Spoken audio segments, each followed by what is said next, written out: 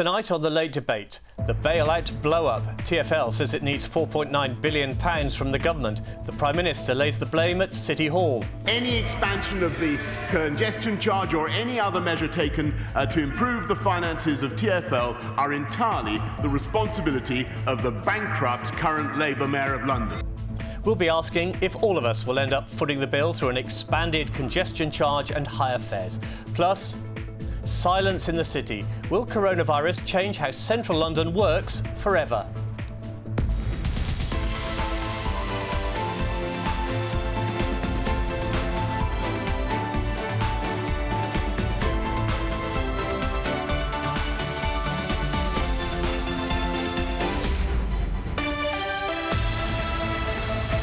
Good evening and welcome to The Late Debate. Whichever way you look at it, public transport in London has become a political hot potato in recent weeks, needing billions to keep services running while passenger numbers plummet due to coronavirus restrictions. The government has attached strict conditions to any further payouts. Even during rush hour, London's transport network is carrying far too few people to pay its way. Many former commuters now work from home. Tourists are staying away. The number of tube passengers is a third of what it was a year ago. On the buses, it's half as many passengers as before the pandemic. Sadiq Khan claims the government has told him to extend the congestion charge zone from central London to the north and south circulars. But he told Conservative Assembly members today, "No, I'm not willing to extend the congestion charge to the north and south circular like your government wants me to do. No, I'm not willing to make all of Londoners who pay council tax pay huge increases in council tax to get a deal with your government. No, I'm not willing to accept your government's condition to increase fares well above inflation. No." But this is what the Transport Secretary told MPs in the Commons today. We have gone to the Mayor with a long list of different things that he could do. It's up to him what he does, but I want to make it absolutely clear to the House. It is his choice, and we are not going to require him to extend the congestion charge anywhere. The row also erupted during Prime Minister's questions. Will the Prime Minister please immediately stop the imposition of this dreadful plan? Any expansion of the congestion charge or any other measure taken to improve the finances of TfL are entirely the responsibility of the bankrupt current Labour Mayor of London. Can my right honourable friend confirm, however, that the government has not required the current Mayor of London to expand the congestion charge to the north and south circular roads? The black hole in TfL's finances, the bankruptcy of TfL, which was left, by the way, in robust financial health by the previous mayor. It certainly was, is entirely the fault of the current Labour Mayor of London, with his grossly irresponsible demagogic fare policies. That provoked another angry response from City Hall. Chair, the Prime Minister lied yesterday. Well, I'm sorry, I've just said I don't want anybody called a liar in one of these meetings. He's it's a liar. Unacceptable. He lied yesterday. To discuss that, I'm joined by Andrew Rossendale, the Conservative MP for Romford, Daisy Cooper, the Liberal Democrat MP for St Albans, who recently became the party's deputy leader, and by the Labour MP for Ilford North West Streeting, who for social distancing reasons is in a separate studio. Andrew, that wasn't very edifying. Isn't it time for the Prime Minister to put electioneering aside and sort out a deal? Oh, quite the opposite. It's time for Sadiq Khan to take responsibility for his incompetent management of London.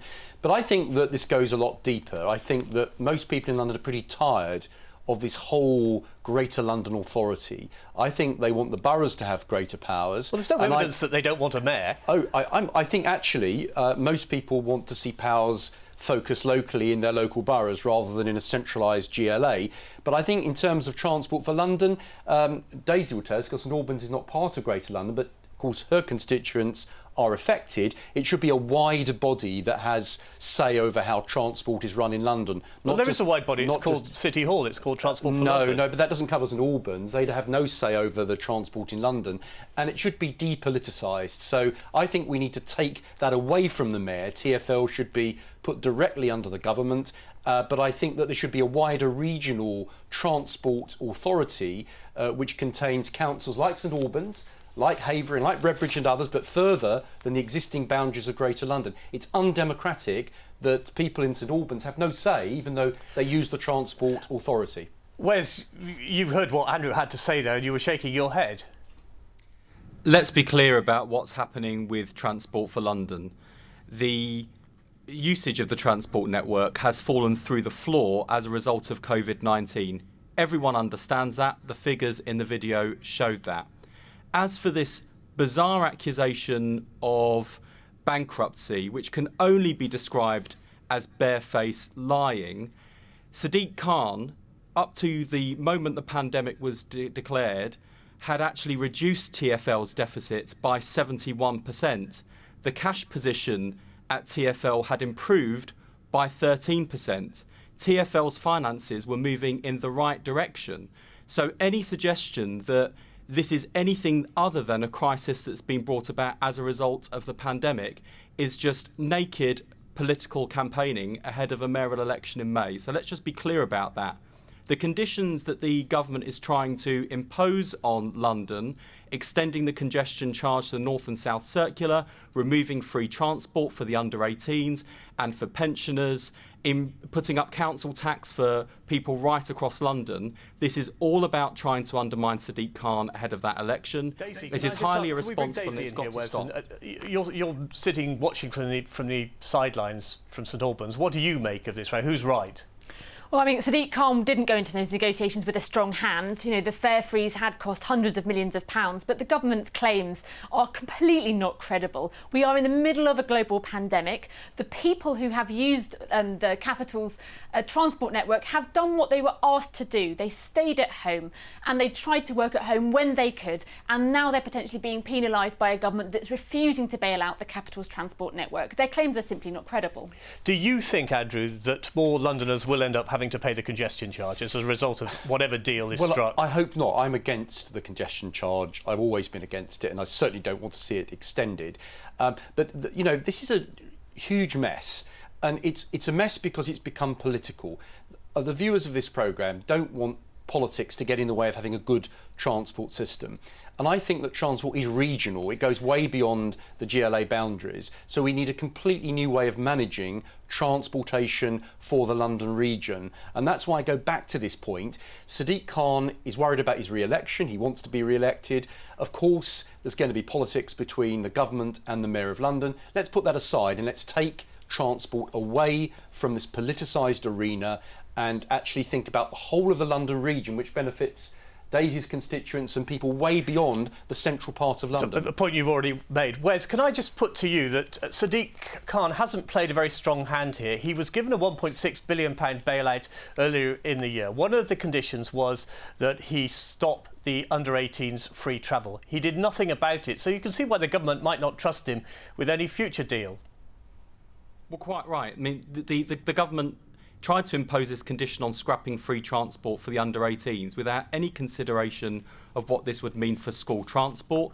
Lots of young people in London would be entitled to free transport anyway on a needs-based framework, but that would require an entirely new system administered by London councils. The whole thing was a mess. And I'm afraid this runs directly contrary to the argument we've just heard from Andrew, who seems to think that every part of a local regional transport should be directed from central government. Transport for London has been a very effective arm's-length transport authority under successive mayors, Labour and Conservative mayors. That's not the problem here. The problem is the government are trying to impose conditions on TfL for no other reason than the fact there's a mayoral election coming up, which is daft. Because frankly, given the way the election's panning out and the polls and the state of the Conservative campaign, this is not going to make a difference one way or another. They need to be a bit more grown up, a bit more responsible, and actually give TfL and other transport authorities across the country the support that they need to cope with what is an entirely pandemic-led crisis. Daisy, what does this say about the government's view of local politicians taking local decisions? I mean, it comes hot on the heels of the row bust up with Manchester over the tier 3, and now we have here in London the government apparently not willing to concede control of transport to the local authority. I think we've seen time and time again the government treats local authorities with complete contempt, and it's not just on coronavirus. You know, we've got the planning legislation where the government wants to push through big developments with local people not having any say at all. When it comes to test, trace and isolate, public health directors who are trained to do test, trace and isolate systems have been completely sidelined from this new monster system that's been built in Westminster that's cost billions and isn't working. And now we're seeing on transport the same arguments playing out time and time again. It's time that we had real devolution of powers to local areas, not government pretending it believes in it and then just kicking local authorities time and time again. Do you worry, Andrew, that this is the end of devolution as we know it? I mean, you were talking earlier about devolving transport, yes, allowing places like St Albans to have a say in London's transport. This seems to be the opposite I of think that. successive governments have actually made quite a mess of local government, and I worry that we're going to go into even a more complicated mess. I'm very much a firm believer in local decisions being made by local people, and local politicians are elected by their communities as much as possible, and the least amount being centralised. So devolution down to the local level I agree with, but I don't believe in these regional bodies unless there's a clear, specific, single purpose. Like transport, there's a purpose. But the current GLA is all-encompassing empire, whoever is Mayor of London, and I think Boris did a pretty good job, but I don't think we need it. I think we need to focus power back to local boroughs and towns and communities and let local people make those decisions. Whereas if there is an extended congestion charge, your constituency is on the edge of the North Circular on the other side of it. Presumably your constituents would be hit if they wanted to travel around.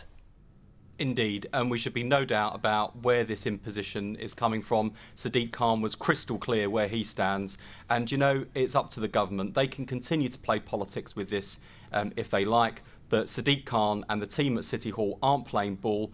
I'm on their side. London Labour MPs are on their side. I imagine there are some Conservative representatives in the city who are also pulling their hair out the government's behaviour. But fundamentally, Londoners will be with the Mayor on this as well. If the government wants to take back control of TfL and impose these awful conditions on London, then let them do it, frankly. But I hope they'll come to a sensible, serious agreement with the Mayor that gives London the support it needs in the short term. Because let's not forget, every economic recovery in this country has been aided and driven by the strength of this city. Our transport network is central to London's success. So if we want to see a national recovery, if we want to build back better and level up right across the country, London is central to that. And Boris Johnson, as a former Mayor of London, shouldn't forget it. Now, there's been a lot of talk about the new normal during the pandemic, but what will this period mean for the long-term future of London? Will the city ever be the same again? It's amazing here that you've got 2 minutes away and you're on the beach. Beatrice Andrew is living the dream. She's in marketing. It used to mean going to an office in Elephant and Castle, but thanks to COVID, she works from home. And now she no longer has to commute. She's moved to Bournemouth. Living in London for 9 years, it's pretty exhausting. You've got all the energy and the amazing people and the amazing opportunities and the arts and culture, but you know, it does sometimes take its toll. It's quite nice to get back to what's really important. Nowhere is the exodus of commuters from London more evident than in the central business districts, the City, Canary Wharf and the West End. In a recent survey of 1,000 Londoners carried out for the business organisation London First, 3/4 said they are or will be working from home. I'm desperately sad, unbelievably sad. The city has been part of David Buick's life for almost 60 years.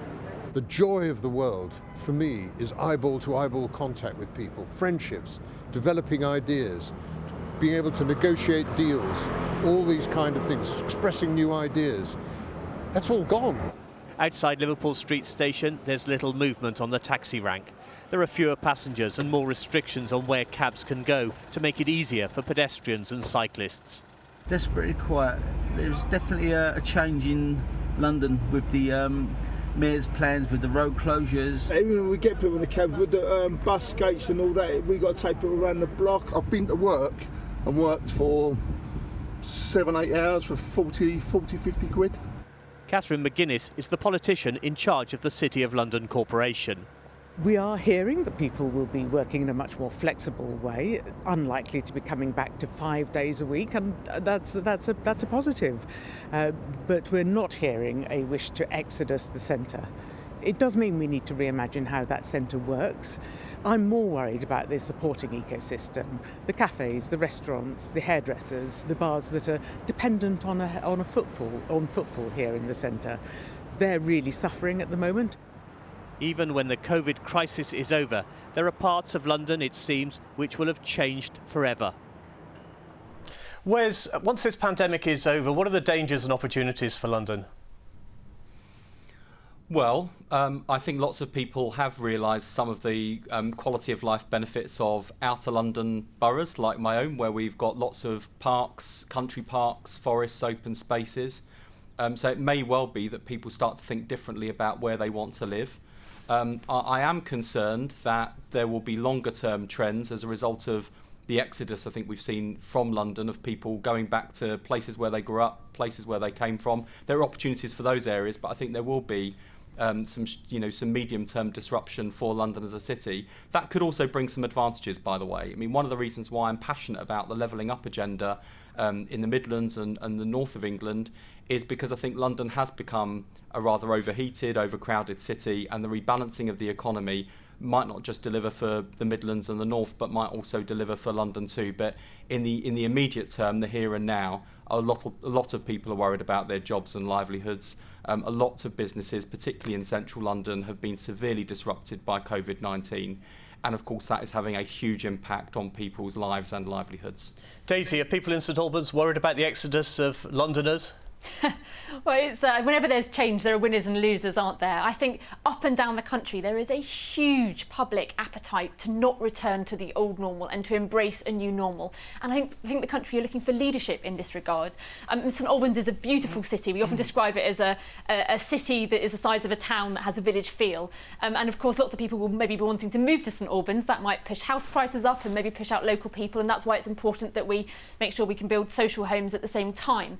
So there are winners and losers, but what we've done in St Albans is we had a very proactive council that has pedestrianised some areas so that people spend longer in the city centre, spending more money on local shops, supporting our high street. We've managed to put in some sort of temporary cycle lanes. People are looking to use walking and cycling as their first method of active transport.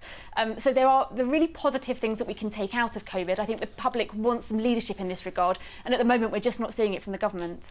Andrew, Matt Hancock put Slough into Tier 2 today, joining London, parts of Essex and Elmbridge. You don't agree with these restrictions, do you? No, I don't. I think that the British spirit is to keep calm and carry on. And I think this is a huge overreaction. I think we're going to rue the day that we allowed our economy to crash in this way. We are putting countless businesses out of business. We're sending people into unemployment.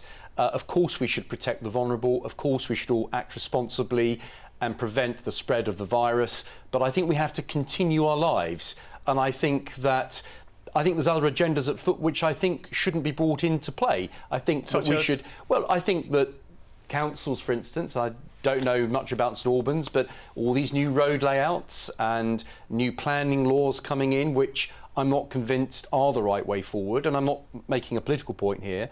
I do think that the fear I've got is that the cure is going to be worse than the actual problem we're trying to deal with. And I think that losing a strong economy, I think we're going to suffer in so many other ways. Wes, you're an advocate of a circuit breaker lockdown, shutting London down completely for a couple of weeks. I think there are lots of merits to a national circuit breaker.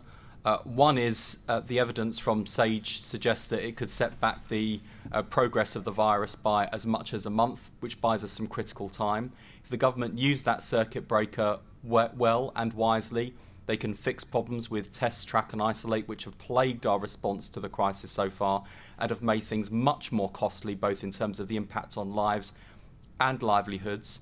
The strategy of local lockdowns doesn't appear to be working. Rates of infections continue to rise, and people are willing to do the right thing, but they want to know it's going to deliver the right outcome. And all I'd say to Andrew, who's sort of railed against any of these measures and thinks we've overreacted, let's imagine what would have happened had we not had the initial lockdown. Let's imagine what would happen if we weren't imposing these restrictions, which of course nobody wants.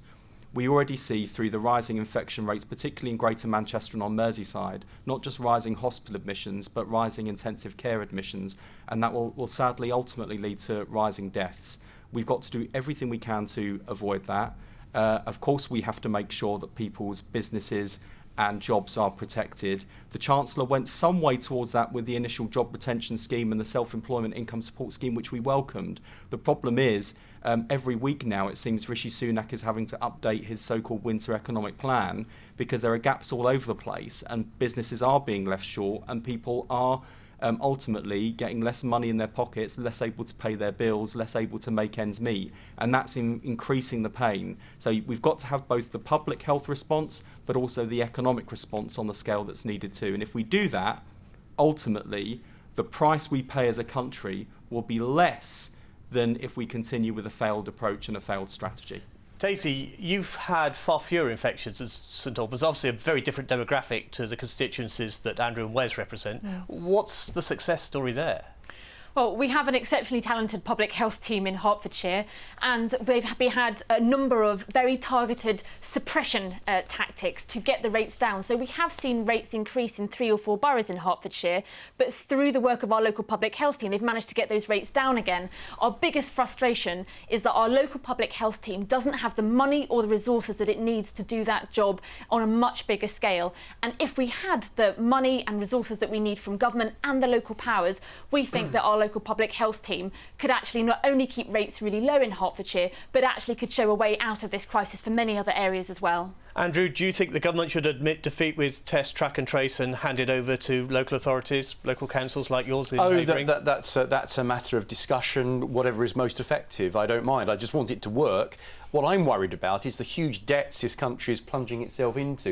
You know, Daisy and Wes want more money, of course they do, and we all want more money spent on our local communities, but it's the future generations are going to be saddled with this massive debt. Well, let me just say on that, if you gave £5 million to Hertfordshire Public Health to show a way that we could get out of this crisis, we wouldn't need to be spending the billions that we're spending in the areas where the rates have escalated. We need the test, trace and isolate system to work. At the moment, it's a three-legged stool, test, trace and isolate. And Matt Hancock keeps saying how many tests are being delivered, but the tracing rates are at their lowest possible rate and isolate isn't working. It's the easiest thing in the world for everyone to say we want the government to give us more money.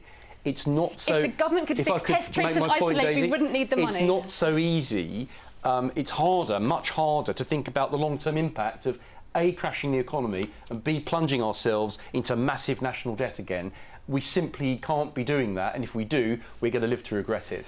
Andrew, Daisy, we're streeting in our separate studio. Thank you very much for joining us. I'll be back next month with another edition of The Late Debate. Until then, good night and thank you for watching.